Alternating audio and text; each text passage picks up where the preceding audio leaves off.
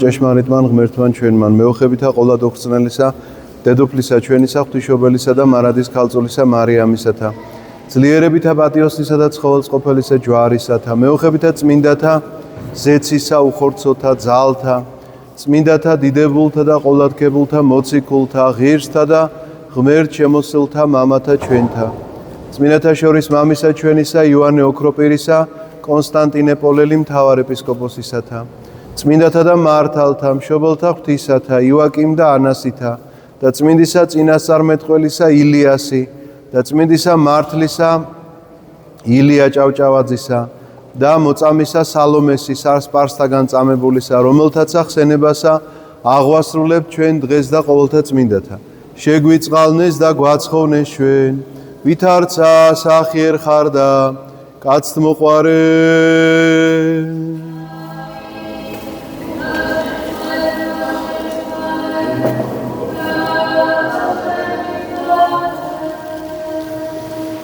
სახელითა მამისათა და ძისათა და წმინდისა სულისათა ჩვენთან არის ღმერთი.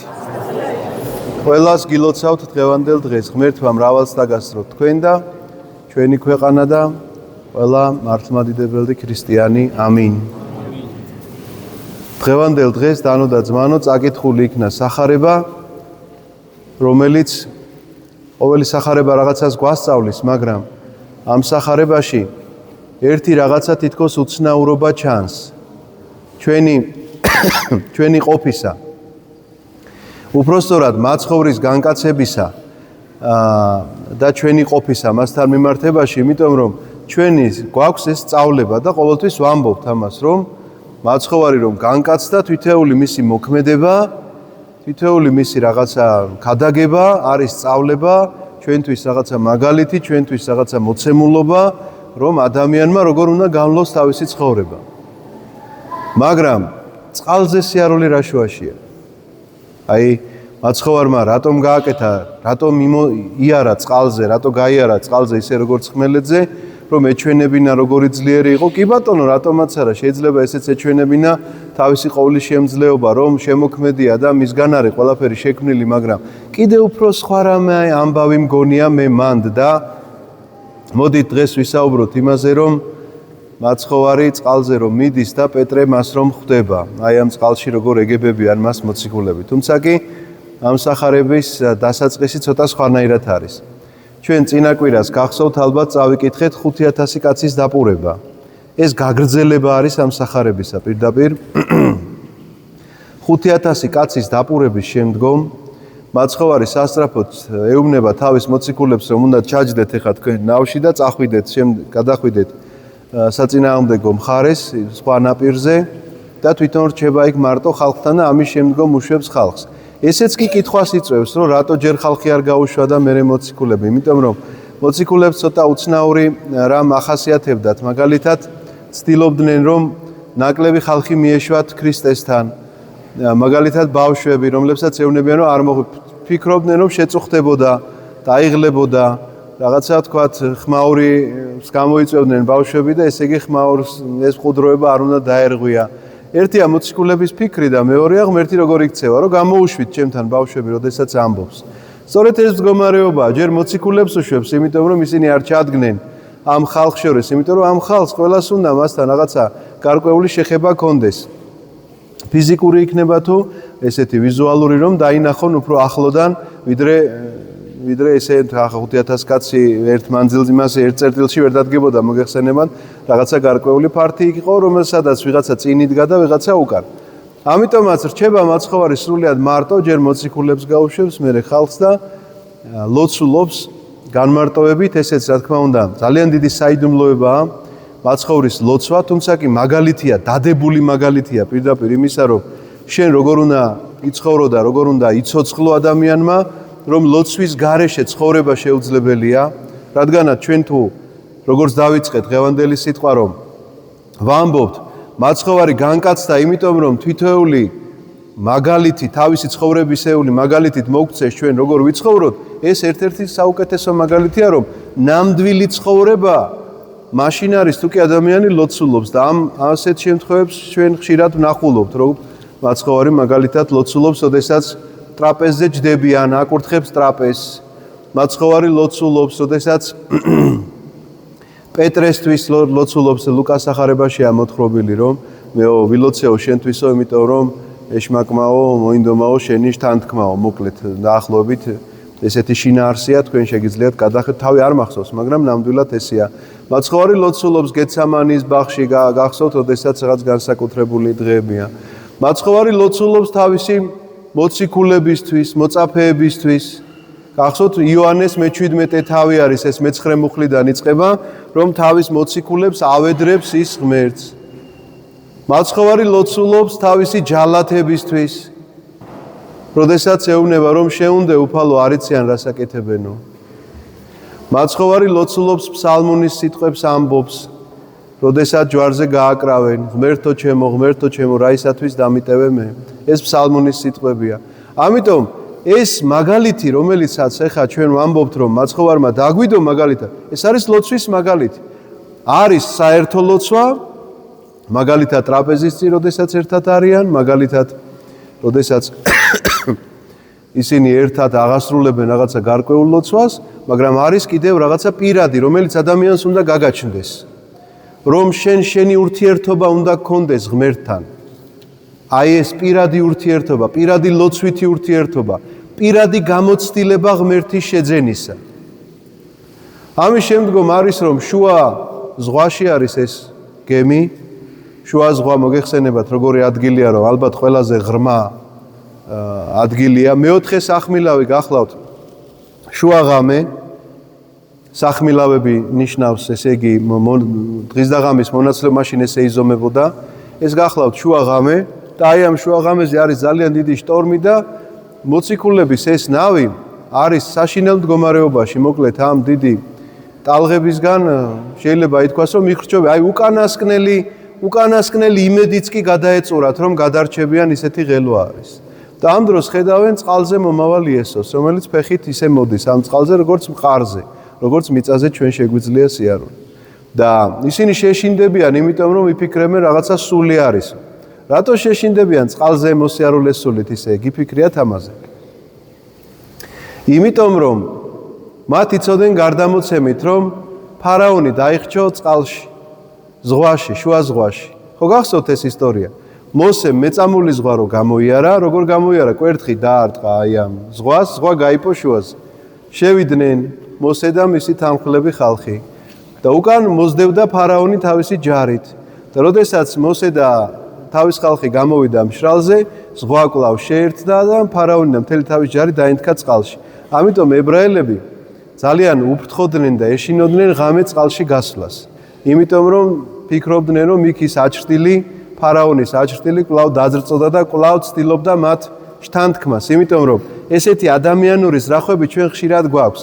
რაღაცისა რო შეგეშინდება ბავშვობაში, ხანდახან შეიძლება მთელი ცხოვრება გაყვეს. მიუხედავად იმისა, რომ ზუსტად იცი რომ საშიში აღარ არის, მაგრამ მაინც მიყვება ხოლმე რაღაცა ესეთი აკვიატება არის, შეიძლება ესე ითქვას და მე ეს ხალხურათაც კი გადაეცემა ხოლმე, რომ რაღაცა ბაბუა შვილიშვილს უყვება რაღაცაზე, რომ საშიში იყო და ამ დროს სულ არ ყოფილა საშიში, მაგრამ შვილიშვილსაც საერთოდ არ უნახავს გავს სიტუაცია, მაგრამ შეიძლება ეშინოდეს აი ამ გაურკვეველი რაღაცა აბსტრაქტული მოთხრობისა, რომელიც რეალურად არც კი არსებობს.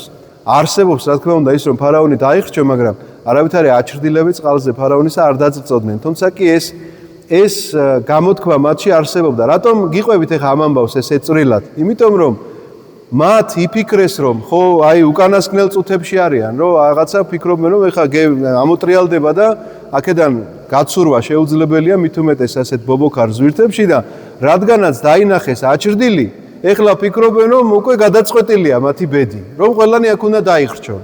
იმიტომ რომ აჩრდილიც კი ერთია, რომ ეს ზღვა არ წყნარდება და მეორეა, რომ აჩრდილი, რომელიც გამოჩნდა, ეს უკვე დასტურია იმისა, რომ ამ აჩრდილმა ეხლა ფარაონის აჩრდილმა უნდა ჩაითრიოს ისინი და როგორც თვითონ დაიხრჩო იმ ზღვაში, ესე უნდა დაახრჩოს ესენიც. და ამ დროს მაცხოვარი ანუგეშებს მათ და ეუბნება ამ სიტყვებს, რომ ნუ გეშინია. მე ვარ. და პეტრე მიმართავს მას ასეთი სიტყვებით, რომ თუ შენ ხარო მიბრძანე, რომ მე შენთან მოვიდეო. და მაცხოვარი ეუბნება, რომ მოდის და გადმოდის პეტრე და მოდის მართლაც წყალზე, მაცხოვრისკენ მიემართება. აი ეს გახლავთ დღევანდელი სახარების მთავარი სასწაული, რომლის შესახებაც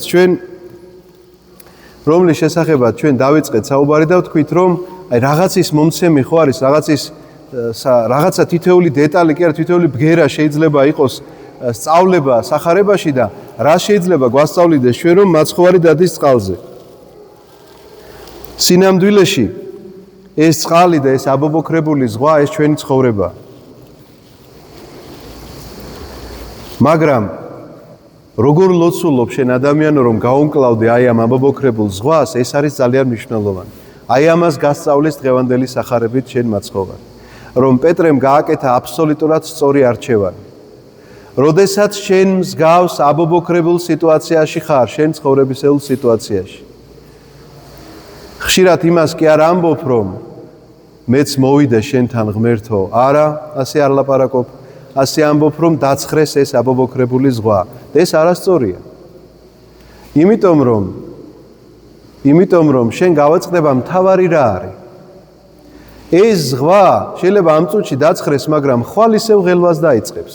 ამიტომ შენ თუ იქნები გამუდმებულად ერთ და იგივე წრეზე ირბენი. მიხვედი ღმერთთან იმის სათხოვრელად, რომ დაცხრეს ეს ზღვა, დაცხრება დღეს, მაგრამ ხვალ ისევ აბობოქრდება. თუ მიხვედი და ხვალაც თხოვე, კი დაცხრება, მაგრამ ზეგივე ისევ აბობოქრდება. მაგრამ თუ შენ ეტყვი, რომ ცენტრში დააყენებ არასაკუთარ თავს, რომ ზღვის დაცხრომა გინდა, არამედ დააყენებ ქრისტეს, ვისთან ყოფნაც გინდა, შენ აბობოქრებულ ზღვას ვეღარ ხედავ. ისევე როგორც პეტრე ვეღარ ხედავდა მას.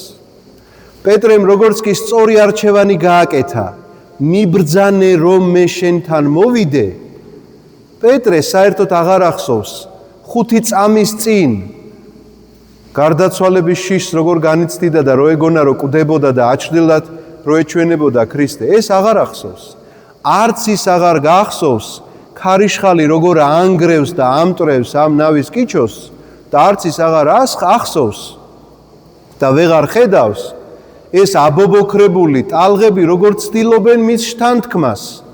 ერთადერთი მისი მხედველობის არე, საითაც არის მიმართული, ეს არის იესო ქრისტე და მიემართება მისკენ.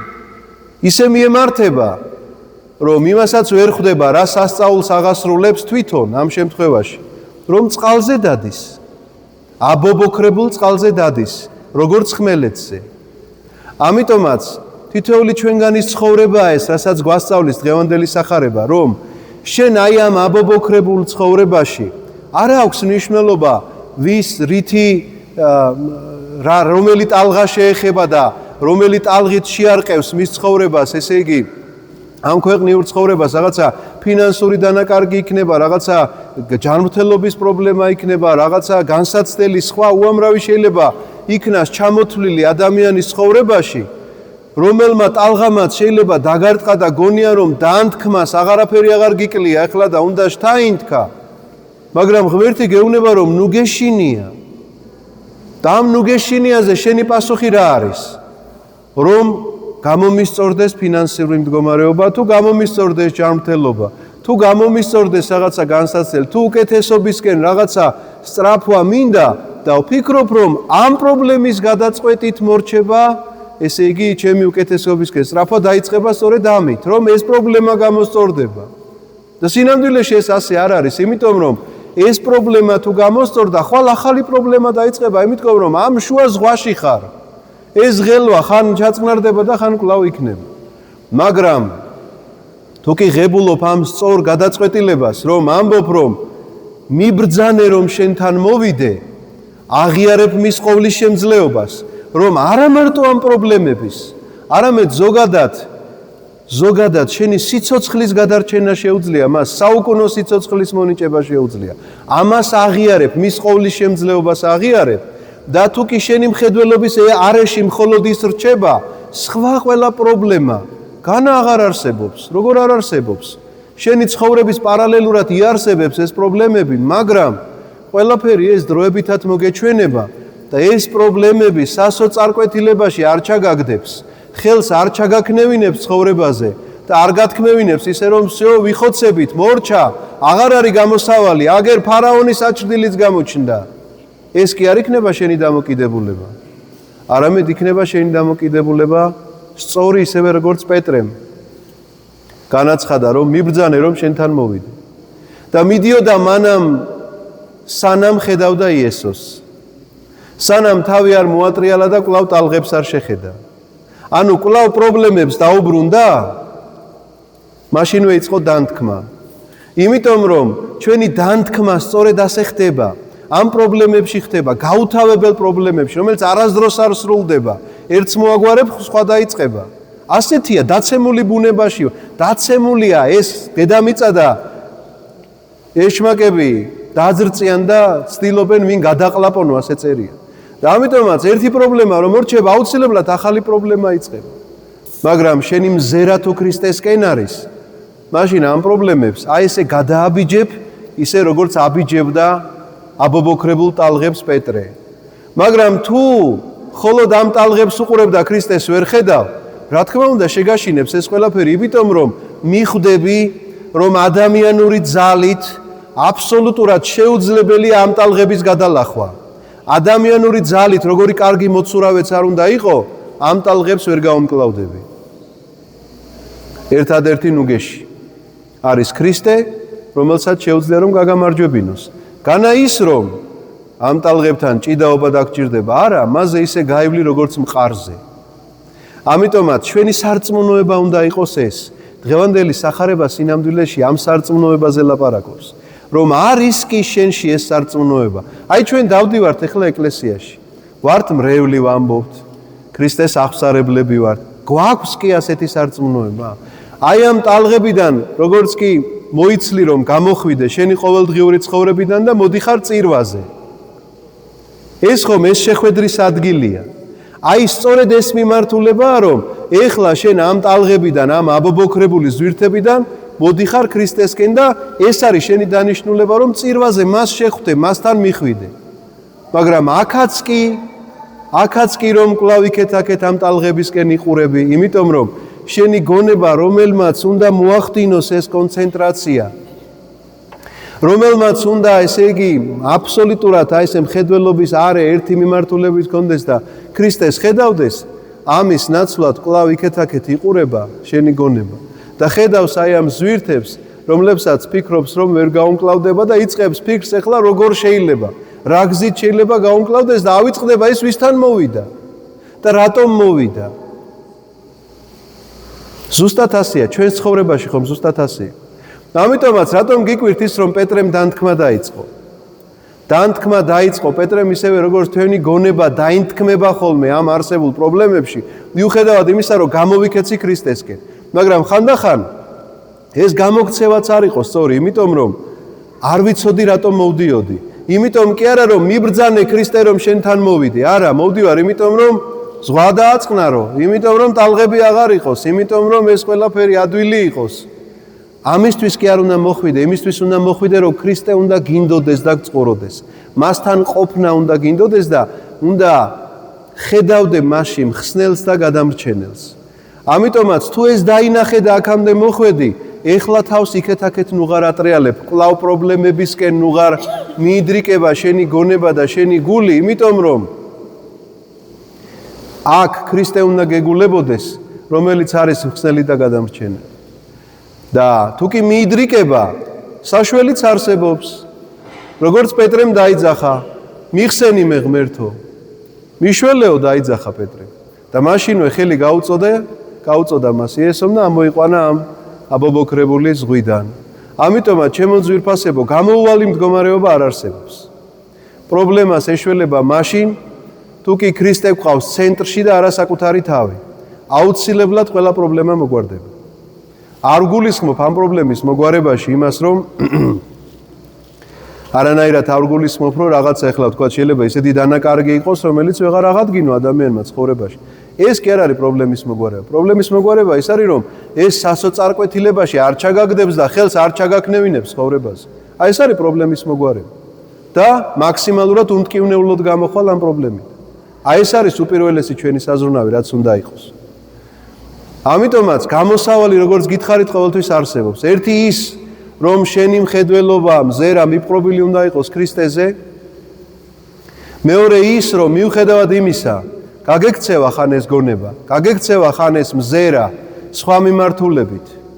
მაშინვე უნდა გაგახსენდეს პეტრეს ეს სიტყვები, რომ მიშველი და ხელი გამოწვილია მაშინვე შენ საშველად. ამის შემდგომ ისინი ადიან ნავზე, წყნარდება ბუნება, წყნარდება ზღვა და წყნარდება ქარიშხალი და გადადიან მშვიდობიანად მეორე ნაპირზე. აი ეს მეორე ნაპირი გახლავთ უკვე ის ნაპირი, რომელ ნაპირზე მშვიდობიან გადასვლაცაც ვისურვებდი მე ყველა თქვენთან ერთად, რომელსაც ქვიათ სათასასუფეველი. ამინ. დალოცვილი და გახარებული გამყოფოთ ქრისტე ღმერთმა. მობრძანდით ჯვარს ემთხვით. ამთხვევინებთ ჯვარს.